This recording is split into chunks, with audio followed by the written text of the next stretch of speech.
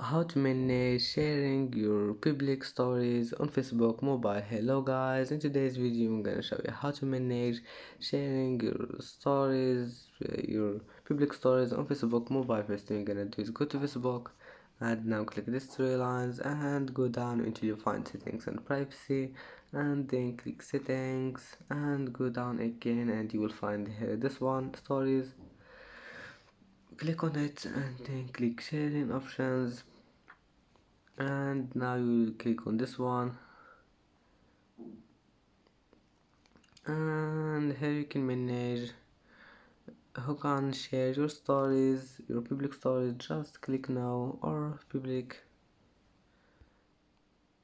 and that's it for today's video. Don't forget like and subscribe, and see you in the next video.